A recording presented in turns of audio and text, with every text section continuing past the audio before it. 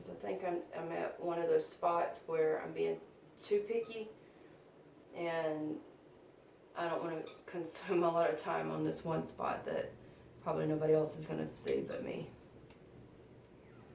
Which was one of the hardest things. I had to train my mind once I started doing this work. My very first wedding gown that I did a full body alteration on, and a train and a hem and a bustle, I gave away the alterations. Looking back on it, knowing how much it was, I know I gave her at least a good $800 worth of alterations because I was so picky on the details. I was seeing these minute little pieces of something, in everything I was doing that could have been done better. And she never saw it. She even told me herself, I don't see what you're talking about. It fits fine. It's beautiful. And even whenever she had her friend come back with her for the second fitting, her friend just raved about it, and I would point out the areas. They never saw it. It was only me. I saw it.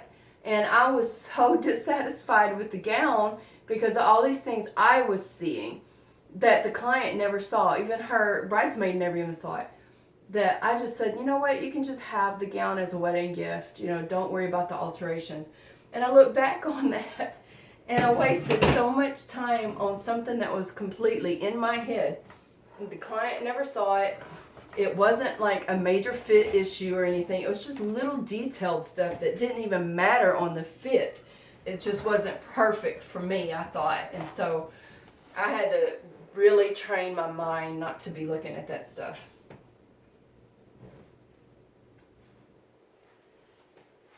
Alright, I've got the fashion layer done. So now what I'm going to do is I am going to find the longest point of the lining. I'm going to snip it exactly to that hem line of the fashion fabric. And then I'm going to take that exact amount off all the way around. Again, I'm not measuring. I'm eyeballing the measurement by folding the fabric back up against it and cutting along the exact same measurement that I just took off. And it works every time. I use the fabric as its own tape measure.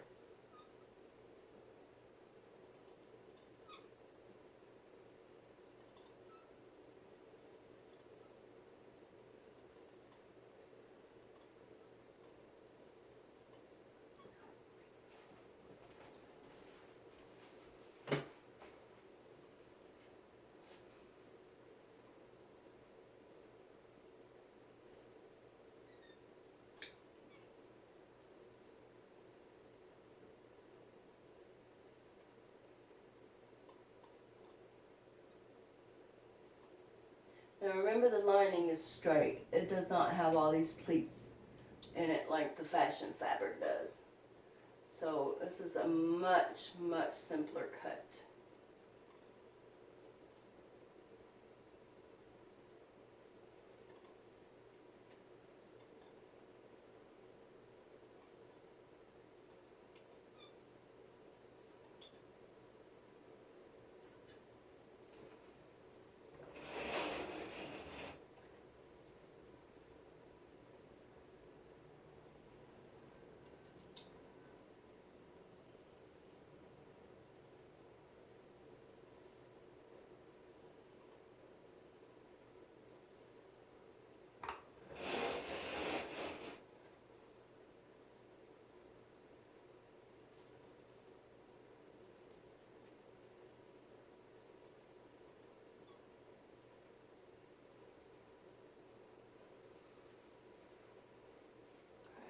That looked a little crooked right there, so right in that seam where it drops down a little bit, so I'm just going to even it up.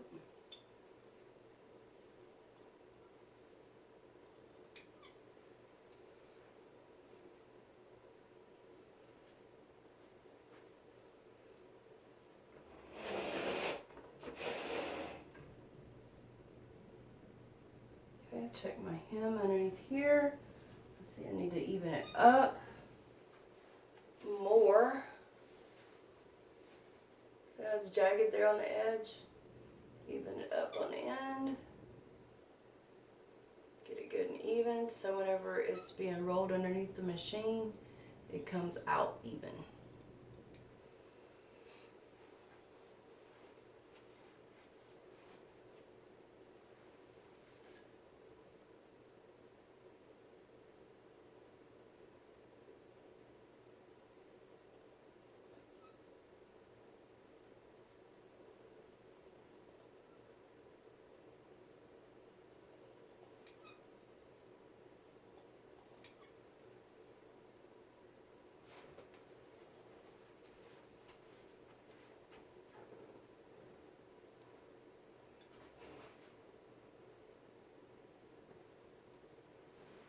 Jagged here on the edges, so I'm just going to even it up.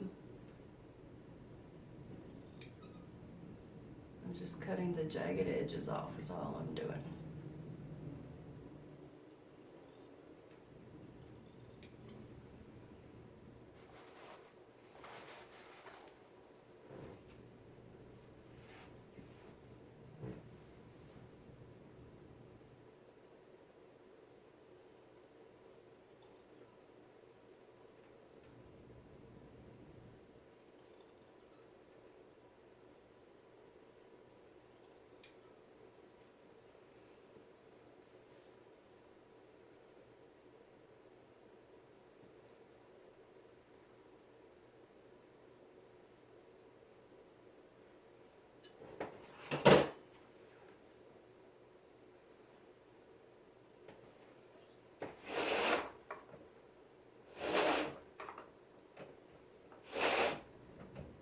Nice even hem cut there.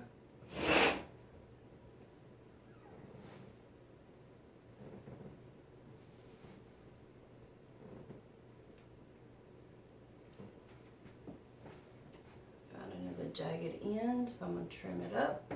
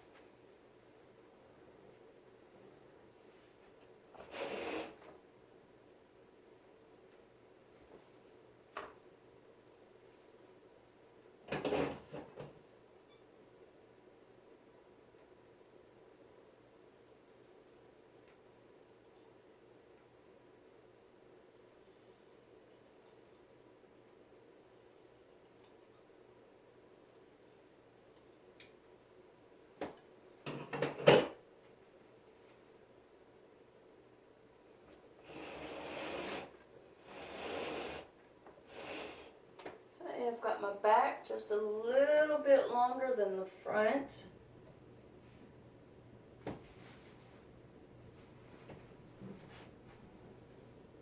I have a nice even front and sides. My lining is ready, but it's a little bit shorter than the fashion fabric. So I'm ready to go to the machine. Make sure I'm not going to be seeing the lining sticking out further. And I see a little bit right here, so I'm going to shorten it up just a little bit there. Because you don't want, the lining is not supposed to be sticking out underneath the gown longer than the fashion fabric. So that does need to be a little shorter.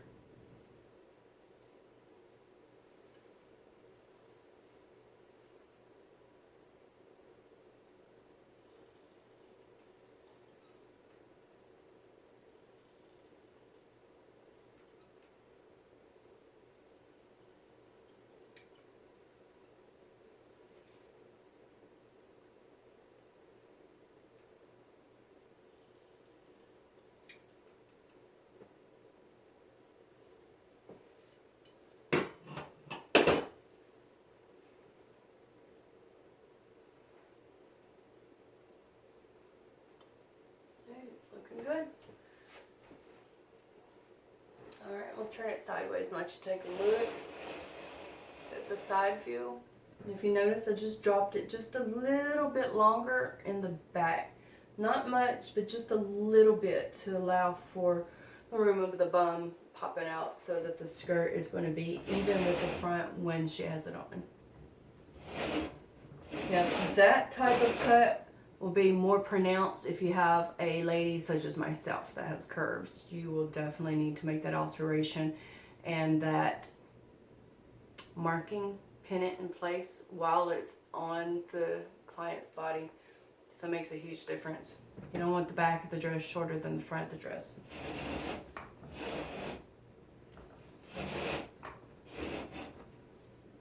Okay, this gown is ready to go to the machine.